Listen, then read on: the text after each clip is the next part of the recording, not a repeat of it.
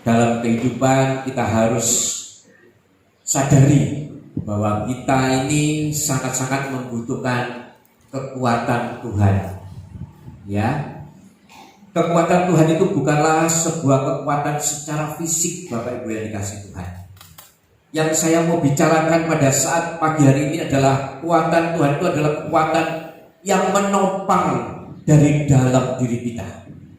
Kekuatan ini yang berasal daripada Tuhan. Kita akan sama-sama mempelajari pagi hari ini.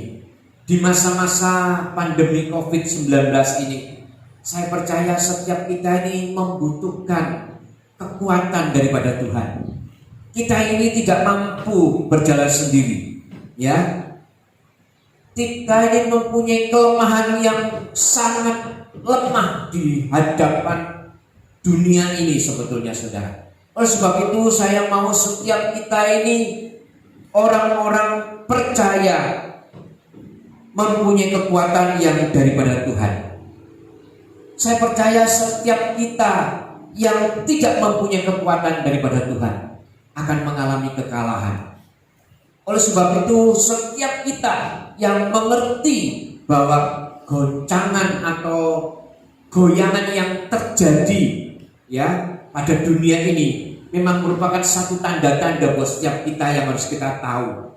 Saya yakin dan percaya setiap kita orang percaya ya sudah tahu bahwa sesungguhnya memang kita ini sudah memasuki di zaman yang akhir. Oleh sebab itu kita ini perlu kekuatan daripada Tuhan. Kita ini tidak mampu berjalan sendiri, Bapak Ibu yang dikasihi Tuhan. Iblis selalu ingin menjatuhkan kita ketika kita ini tidak punya kekuatan daripada Tuhan. Saya mau pada hari ini kita benar-benar menyadari bahwa kekuatan daripada Tuhan itu kita perlukan. Sekali lagi saya mengatakan bahwa kekuatan Tuhan ini bukan kekuatan secara fisik dari hidup kita, tetapi kekuatan yang ada di dalam diri setiap kita, ya, yang membuat setiap kita ini mampu melalui hari demi hari. Ada kekuatan dari dalam hidup kita yang menopang kita, yang membuat setiap kita ini akhirnya kuat dan bisa melalui perjalanan kehidupan kita pada saat-saat seperti ini. Kekuatan ini yang harus kita miliki, saudara. Ya, sekali lagi saya mau jelaskan kepada Bapak Ibu apa itu kekuatan Tuhan. Kekuatan Tuhan adalah suatu kekuatan yang menopang kita dari dalam kita, dan itu berasal daripada Tuhan. Ini kekuatan yang kita harus punyai. Nah, Bapak Ibu sekalian, agar dapat memiliki kekuatan ini, apa ya yang harus kita lakukan? Memang banyak ya proses yang harus kita jalankan dan lakukan setiap hari ketika kita mau mempunyai kekuatan daripada Tuhan. Proses ini akan terjadi terus di dalam hidup kita, ya. Oleh sebab itu saya akan kelompokkan menjadi dua bagian yang besar, yang penting dan wajib bagi setiap kita ketahui supaya kita ini menjadi orang-orang yang kuat di dalam kekuatan Tuhan. Nah, saudara, mari kita sama-sama pelajari dan harus kita lakukan agar dapat mengalami kekuatan daripada Tuhan. Apa yang harus kita lakukan? Ya, yang pertama saya katakan bahwa kita itu sebagai orang percaya harus mengenal dan memahami akan Tuhan. Kita buka Alkitab kita, Bapak Ibu yang dikasihi Tuhan, di dalam Yeremia 9 ayat 23 sampai 24, ya. Ayat per ayat akan kita keluarkan di dalam Yeremia 9 ayat yang ke-23 dan 24. Demikian firman Tuhan. Beginilah firman Tuhan. Janganlah orang bijaksana bermegah karena kebijaksanaannya. Janganlah orang kuat bermegah karena kekuatannya. Janganlah orang kaya bermegah karena kekayaannya. Ayat 24. Tetapi siapa yang mau bermegah, baiklah bermegah karena yang berikut, bahwa ia memahami dan mengenal Aku atau Tuhan, bahwa Tuhan yang menunjukkan kasih setia, keadilan, dan kebenaran di bumi. Sungguh semuanya itu kusukai. Demikian firman Tuhan. Amin. Puji nama Tuhan. Yeremia 9 ayat 23 sampai 24 sudah kita baca. Saya yakin firman Tuhan ini seringkali kita sudah baca. Ini adalah salah satu dari petunjuk Tuhan buat setiap kita, supaya kita ini bisa memperoleh kekuatan daripada Tuhan. Menunjukkan yang pertama kali bahwa sesungguhnya setiap kita, ketika kita ini ingin atau kita ini ingin mempunyai kekuatan daripada Tuhan, Tuhan katakan, kenal dan pahamilah aku. Ini yang pertama, saudara, yang harus kita lakukan. Mengenal dan memahami akan Tuhan. Nah, sebelumnya kita melihat di dalam ayat yang ke-23 itu dikatakan bahwa ada satu perintah buat setiap kita, bahwa sesungguhnya memang kita ini adalah orang-orang yang gampang sekali menjadi sombong, saudara. Ya, oleh sebab itu firman Tuhan ini mengingatkan kepada kita, di mana kata-kata ini diucapkan oleh Nabi Yeremia, mengatakan bahwa janganlah orang yang bijaksana itu bermegah karena kebijaksanaannya.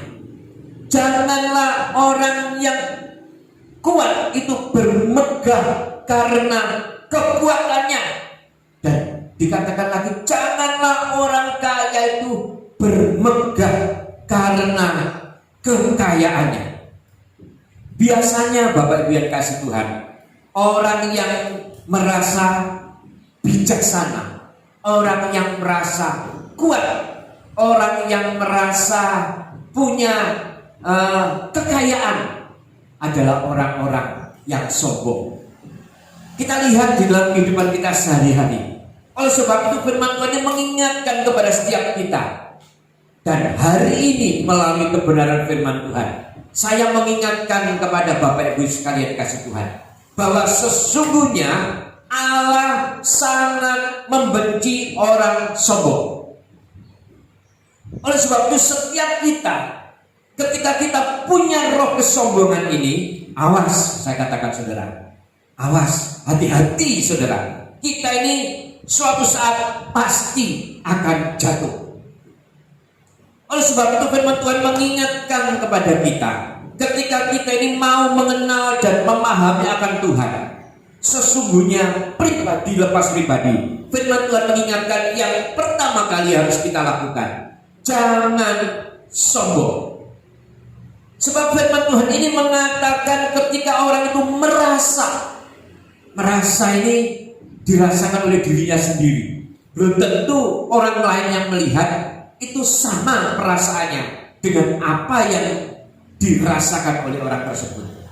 Oleh sebab itu firman Tuhan mengatakan merasa, yang berarti menurut pikiran dia sendiri. Dia merasa sebagai orang yang bijaksana, orang yang punya kekuatan, orang yang punya kekayaan. Dan firman Tuhan mengatakan jangan bermegah. Yang artinya apa, saudara? Jangan sombong. Sebab kenapa firman Tuhan ini dikatakan seperti ini, saudara? Kenapa kok harus kita ini tidak boleh sombong? Saya mau katakan kepada Bapak Ibu yang ada di tempat ini, bahwa sesungguhnya kesombongan itu bisa menghambat kekuatan Tuhan untuk ada di dalam hidup kita. Kesombongan itu bisa membuat hilangnya kekuatan Tuhan yang ada di dalam diri kita. Kita ini merasa sombong, orang yang sombong, orang yang sangat dibenci oleh Tuhan. Kenapa saya katakan seperti itu, saudara? Saya akan tunjukkan kepada saudara bagaimana kalau orang sombong itu sebetulnya adalah orang yang merasa dirinya itu kuat, orang yang merasa dirinya itu bijaksana, orang yang merasa dirinya itu kaya. Dia tidak membutuhkan Tuhan lagi, saudara.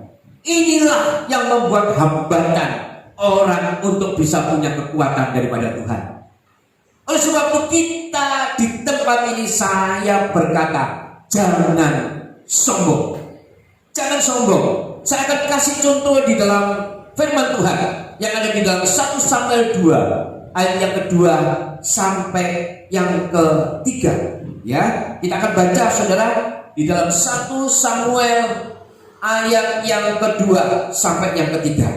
Ya, kita lihat tidak ada yang kudus seperti Tuhan, sebab tidak ada yang lain kecuali Engkau, dan tidak ada gunung batu seperti Allah kita. Gunung batu, tempat perlindungan. Nah, seperti itu saudara ya. Janganlah kamu selalu berkata sombong. Janganlah caci maki keluar dari mulutmu, karena Tuhan itu Allah yang maha tahu, dan oleh Dia perbuatan-perbuatan diuji. Firman Tuhan ini konteksnya atau ceritanya sebetulnya tentang kelahiran Samuel, saudara. Kalau saudara nanti bisa lihat di rumah, baca lebih sebelumnya lagi. Ini cerita tentang bagaimana Imam Eli memberikan nasihat kepada Hana. Ketika itu Hana mengalami satu kesesakan yang luar biasa. Nah, Imam Eli itu mengingatkan kepada Hana, jangan sombong. Ini mungkin kalau kita di dalam kerohanian juga seperti itu saudara. Dikira ketika ada di dalam rumah Tuhan, ketika memuji dan memuliakan nama Tuhan, ketika orang itu memuliakan nama Tuhan, ya, firman Tuhan mengatakan jangan sombong. Seperti itu saudara. Nah, Imam Eli juga melihat seperti itu. Ketika Hana datang ke rumah Tuhan, ya, dia ini mulutnya komat kamit. Sebetulnya dia ini memuliakan nama Tuhan. Dia bersyukur kepada Tuhan. Seperti kita ketahui bersama saudara, Hana ini adalah istri pertama daripada Elkana. Ya, saya mau cerita kepada saudara supaya kita tetap ingat cerita tentang Alkitab. Elkana inilah ya yang menjadi bapak daripada Samuel. Dia punya istri pertama namanya Hana, yang kedua bernama Penina. Nah, ketika mereka menjadi pasangan suami istri, di mana Elkana punya istri Hana, tetapi ternyata Hana ini mengalami kemandulan, tidak punya anak lama sekali saudara. Akhirnya istri yang kedua atau biasa dinamakan madu daripada Elkana itu punya anak. Nah, setiap tahun mereka ini pergi ke rumah Tuhan di Silo. Di Silo itu ada satu rumah Tuhan di mana mereka setiap tahun datang ke rumah Tuhan, dan di situ imam besarnya adalah Eli. Ya, Eli inilah yang memperhatikan Hana. Nah, seperti kita ketahui bersama, kalau Elkana sekeluarga ini adalah orang-orang dari pegunungan Efraim, dari golongan bangsa Israel. Jadi sekali lagi saya mau katakan kepada saudara, orang yang sombong ini ketika datang, ya, ketika dia datang ke rumah Tuhan, Imam Eli itu memperhatikan, dia ini takut, makanya dia mengingatkan kepada Hana, jangan sombong loh ya kamu kok di rumah Tuhan itu komat kamit, ya, kenapa? Nah, seperti itu saudara. Maka diperingatkan jangan sombong. Nah, yang dapat kita bisa pelajari dari kasus ini, bahwa sesungguhnya kesombongan itu sejak zaman dahulu itu sudah dibenci oleh Tuhan.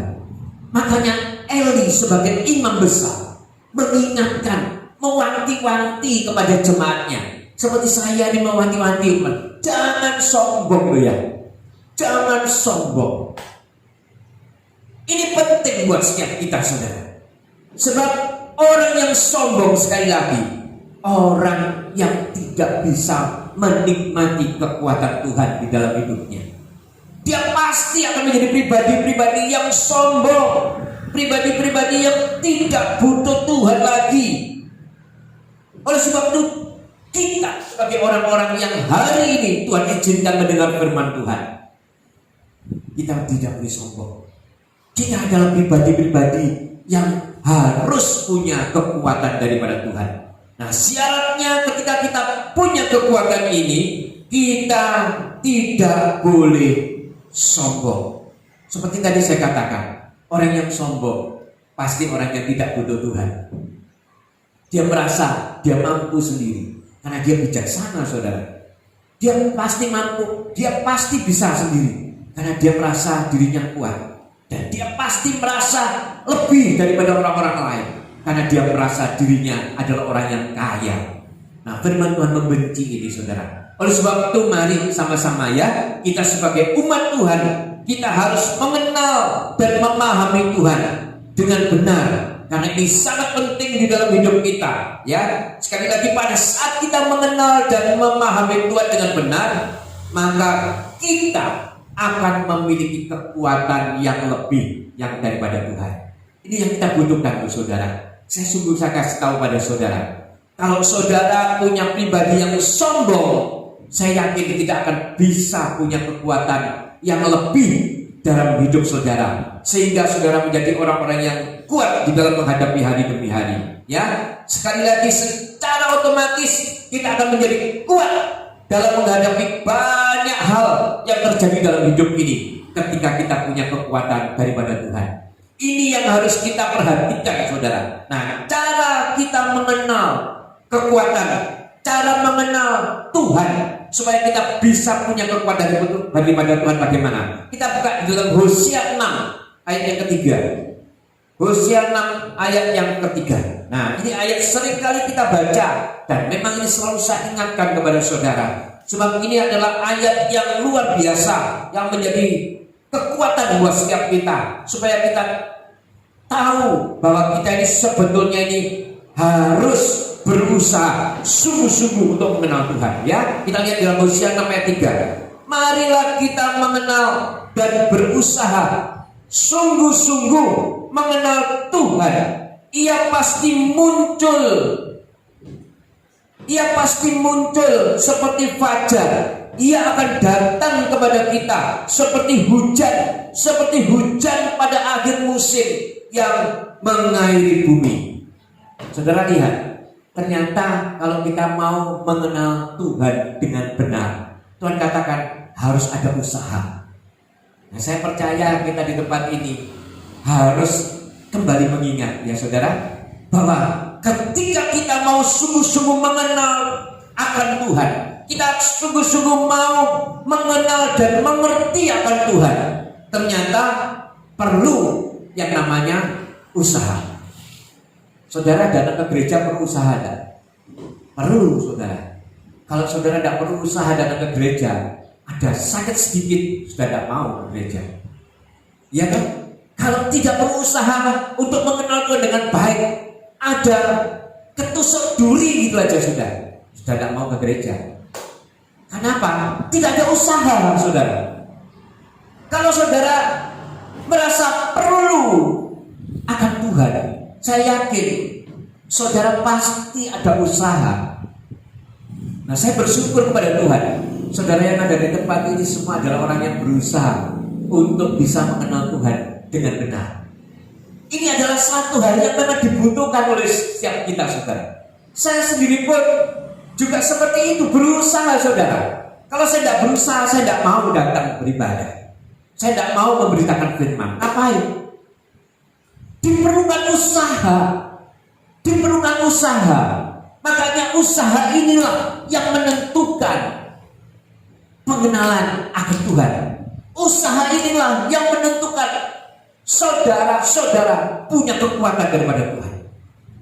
Kalau saudara punya usaha dengan sungguh-sungguh, dikatakan kan di dalam ayat ini, pasti kenapa saudara akan muncul seperti fajar. Fajar itu pernah membohongi kita enggak, saudara?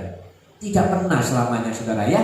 Berarti firman Tuhan ini sebetulnya menandaskan kepada setiap kita bahwa firman Tuhan ketika Tuhan ngomong, dia pasti akan muncul ketika kita sungguh-sungguh mencari Tuhan. Berarti firman Tuhan mengatakan, sungguh loh, kalau kamu mencari Tuhan, berusaha dengan sungguh-sungguh, aku atau Tuhan pasti akan kamu temui. Dan itu menjadi kekuatan buat setiap kamu. Nah, ini loh saudara. Nah, saya percaya kita pagi hari ini, kalau tidak ada usaha, saya percaya kita mending di rumah. Ngapain? Apalagi sekarang gereja belum jadi, masih panas, ya kan? Impian kita bersama, mau punya AC, mau kita tonton dengan baik masih belum bisa. Males, ngapain gereja masih berantakan, mau datang ke gereja. Tetapi saya tahu kalau saudara membutuhkan kekuatan daripada Tuhan, saudara pasti ada usaha. Sekarang pun berpanas-panas gak apa-apa, asal saudara punya kekuatan daripada Tuhan. Ini usaha saudara. Dan usaha ini sangat dihargai oleh Tuhan. Saya selalu mendorong kepada saudara. Saya selalu mengajak kepada saudara untuk sungguh-sungguh ayo memperhatikan, sungguh-sungguh memperhatikan tentang usaha ini kepada Tuhan. Karena usaha ini, yakinlah saudara, saya katakan tidak akan sia-sia. Saya sudah saksikan kepada beberapa anak-anak saya di tempat ini, bagaimana kita kalau menjadi orang yang mau sungguh-sungguh punya kekuatan daripada Tuhan, harus usaha itu luar biasa kita lakukan. Usaha untuk terus-menerus bisa menikmati hadirat Tuhan juga diperlukan usaha. Usaha untuk terus-menerus untuk bisa mengenal dan memahami Tuhan, ini juga diperlukan usaha. Tanpa usaha, nonsen saya katakan kepada saudara, untuk kita bisa menikmati yang namanya kekuatan daripada Tuhan. Tanpa usaha kita, tanpa kita berusaha. Karena kalau namanya orang usaha, pasti memang ada yang harus dikorbankan, saudara ya. Ini yang kadang-kadang membuat orang itu ogah atau malas untuk berusaha. Ngapain? Pagi-pagi harus ke gereja. Ngapain? Mesti keluar bensin, mesti keluar uang kolektor, mesti keluar dana ini, dana itu. Kan itu saudara. Tapi kalau kita berusaha, ini namanya usaha kita. Usaha untuk bisa menerima kekuatan daripada Tuhan. Ya, ini diperlukan usaha. Kalau kita mau usaha, saya yakin kita pasti akan menerima. Ya, mungkin saat ini saudara mengatakan, mana Pak, aku belum terima. Coba saudara renungkan. Sepanjang hidup saudara, ketika saudara sungguh-sungguh mencari Tuhan, mencari wajah Tuhan, ya sungguh-sungguh, yang artinya berusaha dengan sungguh-sungguh, renungkan. Saya yakin lebih banyak kebaikan daripada ketidakbaikan yang saudara alami saat ini. Kalau saudara mau merenung, saya percaya saudara pasti akan meneteskan air mata. Bagaimana baiknya Tuhan. Saat ini jangan mau ditipu oleh iblis, saudara. Ya, kelihatannya, waduh, keadaanku tambah sulit gini ya Pak. Apalagi pandemi COVID-19 ini. Kok semakin sulit ya Pak? Saya mau katakan kepada saudara, justru itulah saudara butuh kekuatan daripada Tuhan.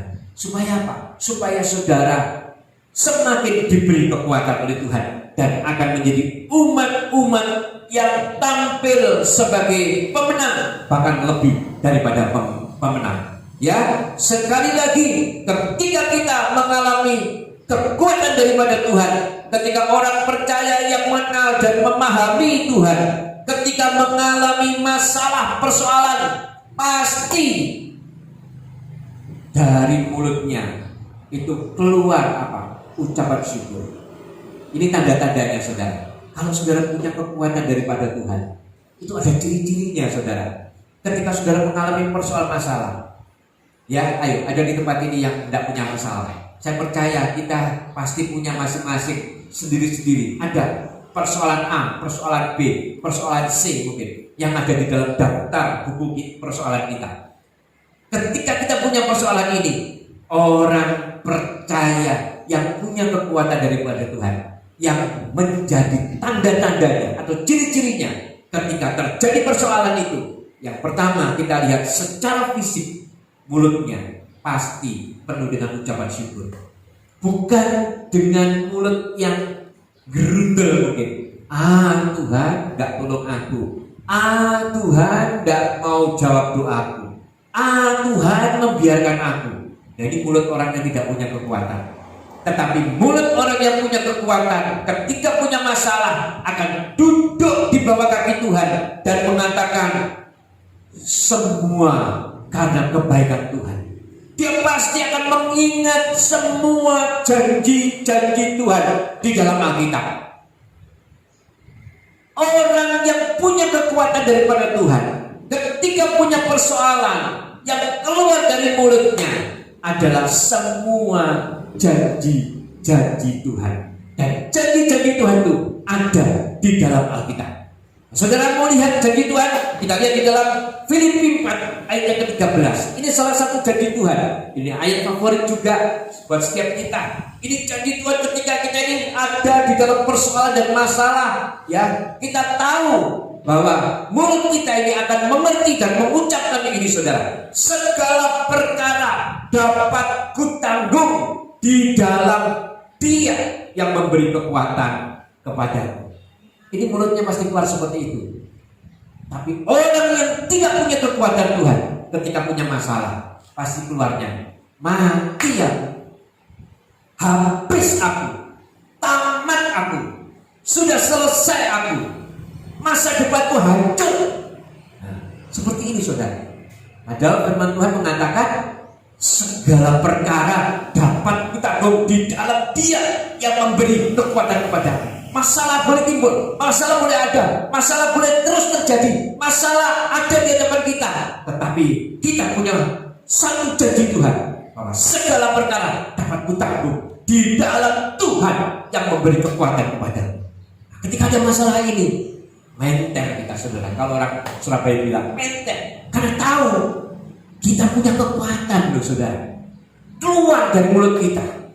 Makanya ketika ini terjadi, orang percaya, saya yakin mulutnya akan keluar semua janji Tuhan. Dan dari sikapnya apa yang dia lakukan? Dari sikapnya dia akan keluar sikap yang tenang. Sikap yang tenang. Kita lihat di dalam Yesaya 30 ayat ke-15. Ini sikap daripada orang percaya, ya, yang punya janji Tuhan, yang mengenal dan memahami akan Tuhan. Dia punya sikap seperti ini, saudara, ya. Yesaya 30 ayat 15. Sebab beginilah firman Tuhan, Allah yang Maha Kudus, Allah Israel, dengan bertobat dan tinggal diam, kamu akan diselamatkan. Ini yang pertama kita harus lakukan.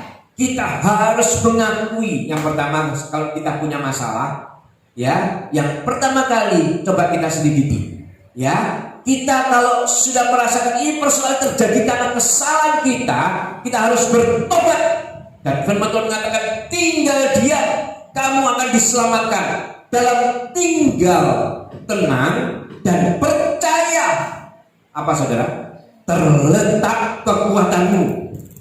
Nah, tetapi kamu enggak. Ini Yesaya menasihatkan kepada Bani Israel pada waktu itu. Jadi ketika kita menjadi orang percaya yang sudah mengalami dan mengenal akan Tuhan dengan baik, ketika terjadi persoalan dan masalah, yang pertama mulut kita pasti akan mengingat, akan keluar janji-janji Tuhan.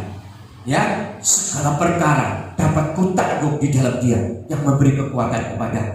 Nah, setelah itu di dalam sikapnya, ya, bukan cuma mulut gitu loh, saudara.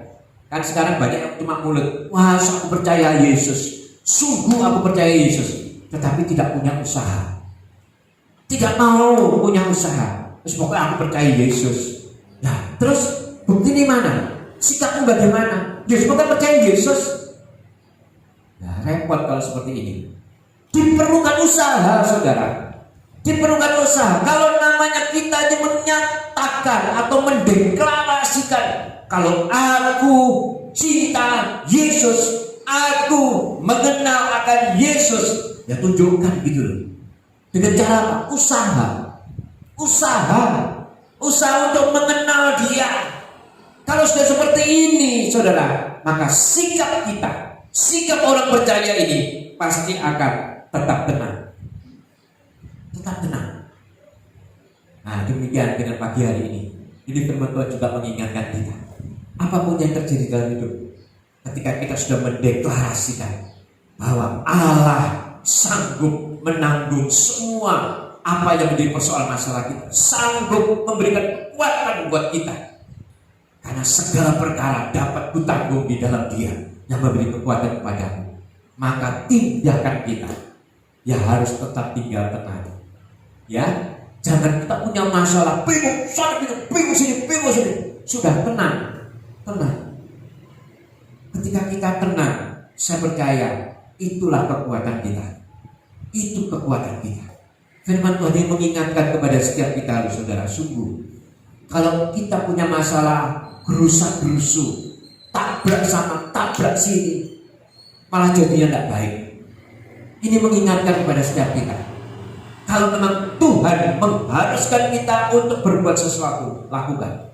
Tapi kalau tidak, kita harus tetap tinggal tenang. Yang artinya kita cari wajah Tuhan dulu, supaya Tuhan benar-benar berkarya di dalam setiap hidup kita.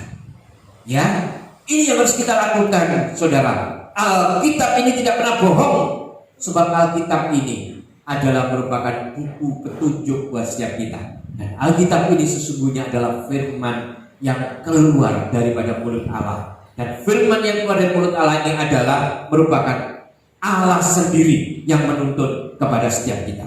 Nah, saudara, jadi sekarang cara memiliki kekuatan daripada Tuhan bagaimana? Yang pertama, harus mengenal dan memahami akan Tuhan.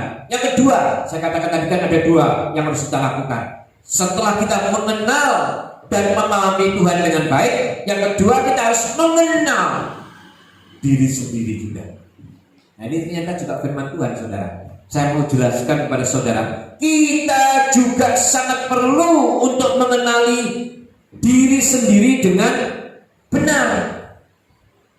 Seringkali kita ini tidak mengenal diri kita, saudara.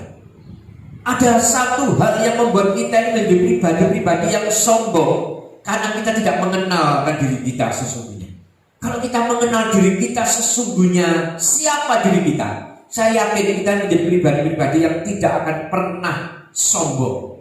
Karena kita ini tahu, kita ini manusia yang sangat-sangat lemah.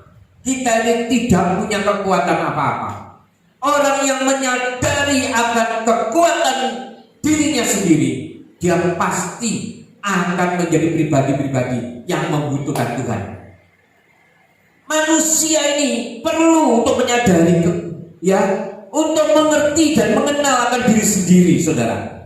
Ya, bukan dari kata orang, bukan dari kata anak-anak kita, bukan dari kata-kata saudara kita, bukan dari kata sahabat kita mungkin. Tetapi kita harus mengerti dan mengenali diri kita ini dari kata Tuhan. Dan kata Tuhan itu adalah melalui Alkitab. Kita ini harus mengenali diri kita sendiri dengan perkataan dan kaca dan petunjuk daripada Tuhan sendiri, yaitu melalui kebenaran firman Tuhan. Apa yang harus menjadi standar kita, saudara? Menjadi standar kita ini adalah Alkitab, bukan kata orang. Orang lain bisa mengatakan kita ini orang yang benar, orang lain bisa mengatakan kita orang yang baik, tetapi belum tentu menurut Alkitab. Kenapa saya katakan seperti itu? Banyak di dunia ini seperti itu, saudara, ya. Wes sama saja. Podo ae, pokoknya sementing kamu jadi orang yang baik, kamu akan menjadi orang-orang yang baik dan kamu akan menerima surga yang kekal. Nah, ini kan kalau menurut Alkitab tidak sama. Iya, saudara. Kalau kita menurut standar Alkitab, orang yang baik, orang yang mengenal akan Tuhan adalah orang yang sungguh-sungguh melakukan perintah Tuhan. Dan itu kata Tuhan. Jadi kita ini bisa tahu baik atau tidak baik berdasarkan Alkitab, bukan berdasarkan kata orang, saudara. Karena seringkali kata orang ini menipu. Saudara pernah lihat film Robin Hood, saudara. Ini film ini mengatakan bahwa ini orang baik, merampok terus dikasih ke orang miskin, orang baik. Padahal kalau menurut dalam firman Tuhan, ya kalau namanya merampok ya wis tidak baik kan gitu saudara. Karena ini firman yang mengatakan, Tuhan yang mengatakan. Kalau orang lain mengatakan pasti penuh dengan diskon, ya kan? Wah, gak apa-apa, sedikit-sedikit gak apa-apa. Tuhan gak ngerti. Loh, kata siapa saudara? Wes gak apa-apa, wes nyeleweng-nyeleweng dikit. Nah, ini bukan standarnya Alkitab. Kalau standarnya Alkitab, ya tetap Alkitab. Ini merupakan kata Tuhan. Karena Alkitab kita semua adalah buku yang memang Tuhan tulis untuk menuntun kita dan mengoreksi hidup kita. Dengan kata Tuhanlah kita menjadi pribadi-pribadi yang dikatakan orang percaya yang mengasihi Tuhan. Ya, jadi bukan kata orang. Kalau kata orang ini akan seringkali menipu, akan seringkali tidak sama dengan firman Tuhan. Kata orang ini justru juga sangat berbahaya. Makanya kenalilah diri saudara pribadi lepas pribadi dengan cara apa kata Tuhan, bukan apa kata manusia. Mau saudara? Ini yang harus jadi standar kita, saudara. Standar kita ini harus seperti ini yang dikatakan oleh Tuhan melalui kebenaran firman Tuhan. Ya, selalu pakai Alkitab untuk mengetahui diri sendiri dengan benar. Kalau Alkitab mengatakan disakiti, ya harus mengampuni. Tapi kalau orang mengatakan kan standarnya beda. Kalau kita mendengar kata orang baik atau tidak baiknya, oh dia sudah baik, dia orangnya baik, sudah disakiti 4 kali, kelima kali dia balas dan dibunuh orang itu, sudah pantas. Nah ini kan standar kata orang kan baik. Tapi firman Tuhan mengatakan tetap kamu yang membunuh jiwa bertanggung jawab di hadapan Tuhan. Tidak bisa saudara, beda. Makanya firman Tuhan mengatakan, terus bagaimana Pak? Seharusnya kalau saya disakiti sudah 3 kali, 4 kali, bahkan 5 kali, 6 kali. Nah, firman Tuhan mengatakan masih kurang. Firman Tuhan mengatakan masih kurang, harus memaafkan lebih dari itu, 7 kali, 77 kali. Loh, tidak terhitung, tidak terhitung. Ini firman Tuhan. Kalau kita sudah melakukan ini, baru kita dikatakan sebagai orang yang baik. Jadi kan seperti itu saudara. Makanya firman Tuhan mengajarkan, jangan melihat kata orang kamu itu baik atau tidak baik, tetapi menurut kata Tuhan secara pribadi melalui firman Tuhan. Ketika kita melakukan ini, maka itulah standar kita sebagai orang percaya. Itulah standar kita sebagai orang yang dikatakan orang percaya yang mengasihi dan dikasihi Tuhan. Amin. Jadi kesimpulannya sekarang saudara ya, firman Tuhan ini sangat sederhana. Kesimpulannya, kekuatan Tuhan adalah suatu kekuatan yang timbul dari dalam diri manusia, yang itu berasal daripada Tuhan. Ini yang pertama ya. Dan kekuatan ini sangat kita perlukan karena kita tahu zaman ini adalah zaman yang akhir. Nah, manusia sangat perlu kekuatan Tuhan. Siapa di tempat ini yang tidak perlu kekuatan Tuhan? Hanya orang yang sombong, yang tadi saya sudah jelaskan, yang tidak perlu kekuatan Tuhan. Makanya Tuhan benci orang sombong. Oleh sebab itu kita perlu kekuatan daripada Tuhan. Nah, manusia sangat perlu kekuatan dari Tuhan. Cara memiliki kekuatan daripada Tuhan yang pertama, mengenal dan memahami Tuhan. Yang pertama, mengenal dan memahami Tuhan. Yang artinya harus sungguh-sungguh berusaha. Berusaha, saudara. Sungguh-sungguh berusaha untuk mengenal dan memahami akan Tuhan. Ini yang pertama. Yang kedua, mengenal diri sendiri dengan benar. Dengan benar kalau saudara ya, mengenal diri sendiri dengan benar. Standarnya adalah firman Tuhan. Standarnya adalah apa kata daripada Tuhan. Standarnya adalah Alkitab. Ini standar kalau kita dikatakan sebagai orang yang harus mengenal akan diri sendiri. Nah, sekali lagi saya ingatkan, kesombongan itu bisa menghambat, bahkan menghilangkan kekuatan Tuhan dalam diri manusia. Karena kenapa? Karena orang yang sombong pasti orang yang tidak butuh Tuhan. Orang yang sombong pasti orang yang menyepelekan Tuhan, sehingga dia tidak mau berusaha lagi. Ya, orang yang sombong ini saya katakan orang yang sudah hidupnya itu susah, orang yang sudah hidupnya itu membutuhkan pertolongan Tuhan, tetapi karena sombong dia tidak mau berusaha untuk mencari Tuhan, dia tidak mau berusaha untuk mengenal akan Tuhan, dia tidak mau berusaha untuk mengenali dirinya sendiri, dia tidak mau. Pokoknya aku yang penting sekarang ini aku harus menjadi orang yang diberkati. Ya mana bisa, saudara? Kenapa? Karena dia sombong. Orang yang sombong tetapi tidak mau berusaha, ini adalah orang yang sombong. Makanya kalau saudara sekarang perlu tuntunan Tuhan, perlu, makanya saya katakan berusahalah dan jangan menjadi manusia yang sombong. Ya, jangan sombong. Kenalilah Allah dengan benar. Kenalilah diri sendiri dengan secara Alkitab sebagai standar, dan tampillah sebagai umat yang lebih dari pemenang. Amin.